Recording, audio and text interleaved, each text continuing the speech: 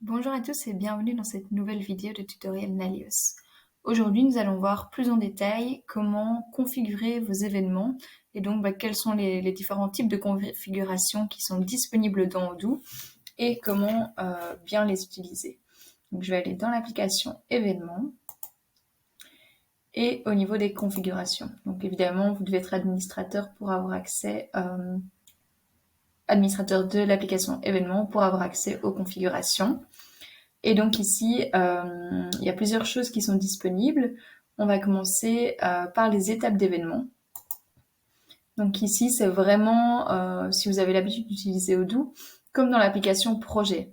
Donc le fait de mettre des étapes, en fait, vous permet de passer vos événements d'une étape à l'autre et donc de définir si votre événement est déjà annoncé, par exemple, s'il est déjà terminé, s'il a été annulé, et d'avoir un suivi sur vos différents événements en cours ou non.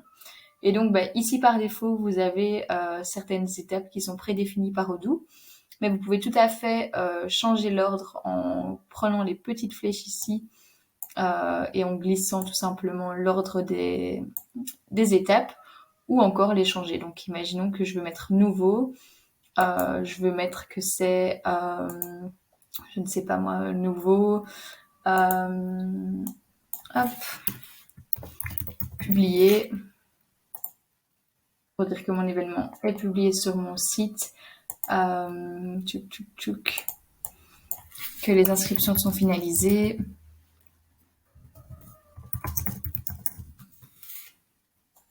Hop, je pourrais rajouter une nouvelle étape en cours, par exemple,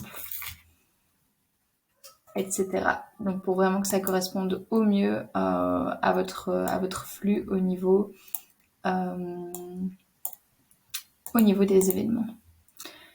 Au niveau des étapes, vous avez plusieurs possibilités, hein, donc comme un peu partout dans Odoo, définir si c'est une étape de fin ou non, et alors la replier dans la vue Kanban. Donc ça signifie que quand j'arrive dans ma vue événement, vous voyez que les étapes terminées et annulées sont repliées, juste pour ne pas surcharger cette vue sans raison. Donc ici, j'ai un événement qui est toujours en nouveau, le 16 janvier 2024, en effet, il n'a pas encore eu lieu. Donc voilà, ça c'est vraiment pour les étapes des événements. Maintenant, il y a aussi la possibilité de configurer des catégories d'étiquettes d'événements. Donc vous voyez que par défaut, vous avez vraiment des catégories qui sont déjà créées, donc l'activité, le type et l'âge. Donc ici, vous pouvez également en ajouter. Donc ici, on va mettre par exemple, on va créer ensemble un événement sur le thème Odoo. Hop. Donc je vais rajouter dans l'activité, hop, et je vais rajouter ici que c'est une Smart Class. Et alors j'ai la possibilité de dire si j'affiche le type ou non et l'étiquette sur le site web lorsque je publie l'événement. Et là, on va plutôt être dans 30, 50 ans.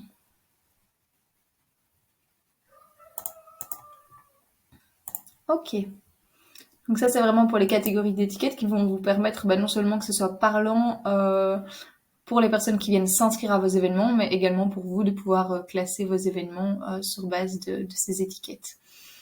Ensuite, maintenant que ça c'est fait et que j'ai mis à jour ces différentes choses sur base de ma gestion d'événements, je vais créer un modèle d'événement pour mes types d'événements Smart Class parce que j'en ai pas encore.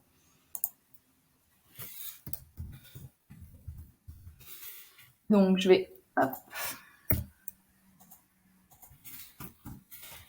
Je vais en effet vouloir l'afficher en sous-menu du site web et mettre un bouton d'inscription sur mon site pour les différentes personnes. Je suis bien sur un fuseau horaire Europe-Bruxelles. Et ici, je vais indiquer Odoo, Smart Class et 30-50 ans. Voilà, donc ça, ce sont toutes mes nouvelles étiquettes que je viens de créer. Je vais limiter les inscriptions vu que c'est sur place. J'ai seulement une salle pour 50 participants. et je vais mettre en place une autoconfirmation. Donc ici, j'ai mes mails qui sont prédéfinis pour confirmer l'inscription et rappeler l'événement 3 jours avant l'événement et 1 heure avant l'événement. Et je peux ajouter des notes, mais ça, je vais garder cette information pour plus tard quand je créerai mon événement. Donc voilà, ça c'est vraiment pour tout ce qui est configuration un peu plus en détail. Et on se retrouve dans une prochaine vidéo pour voir comment publier et modifier un événement sur votre site web. Bonne journée!